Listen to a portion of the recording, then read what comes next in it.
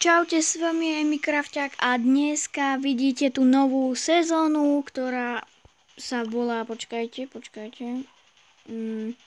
Crash the Kaiju, takže tuto som si aj nastavil Kaiju baza a tuto vidíte Brawl arénu, ktorá takto vyzerá a máte tu takéto tu veci proste. A dneska si otvoríme ten nový Brawl Pass. A urobím aj ďalšie videjko, kde si budeme skúšať vlastne túto Brawl arénu, v ktorej je Kaiju. A Kaiju je známa monster, podobá sa na Godzillu, vidíte aj v tom pozadí, že tam je niekde. Tam vidíte tú vytieňovanú Kaiju. Dobre, takže ideme na to si otvoriť Brawl Pass, v ktorom je takýto nádherný skin.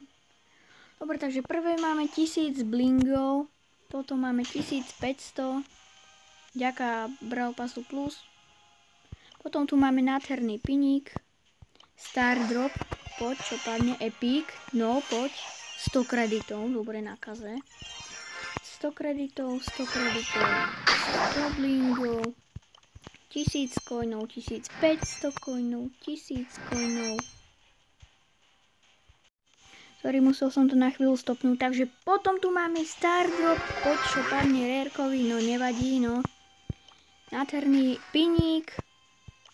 A potom tu máme ďalší Star Drop. A potom 100 kreditov. A 200, či 100 blingov, Star Drop, poď čo padne. No, tie Stardropy sú väčšinou také zlé, takže máme tu 10 gemov, 10 gemov a ďalších 10 gemov. Máme tu takýto nádherný piník, už to není, že všetky piny sú skoro rovnaké, ale iné emoji. Ale teda túto sú všetky piny iné.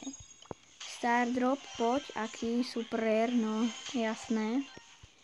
1000 powerpointov, 1500 powerpointov, ďalších 1000 powerpointov, 100 blingov, Stardrop, poď, prosím, super epic, dobre.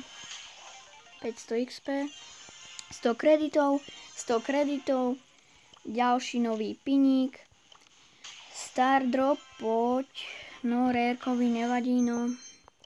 1000 blingov, ďalších 1000 blingov, či teda coinov, no.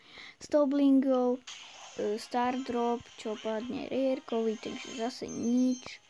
100 kreditov, takáze, tak to bude dlho získavať.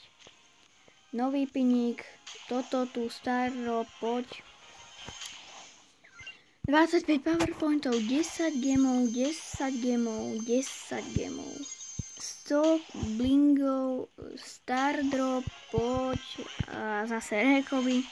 A posledné veci máme 1000 coinov a 1000 coinov, takže toto bola Brawl Pass otváračka a za chvíľu budeme mať ultra legendárnu postavu Kaze.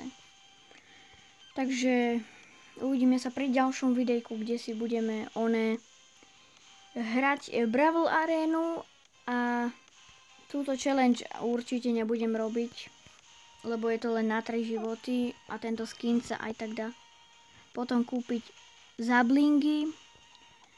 Dobre, takže teším sa na túto Kaiju.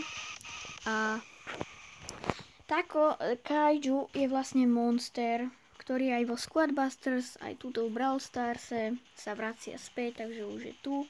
A v tej Brawl arene sa bude spawnovať. A vyzerá to trošku aj Godzilla, tak by sme mohli očakávať Godzillu. Ale je to malá šanca, pretože Godzilla už bola.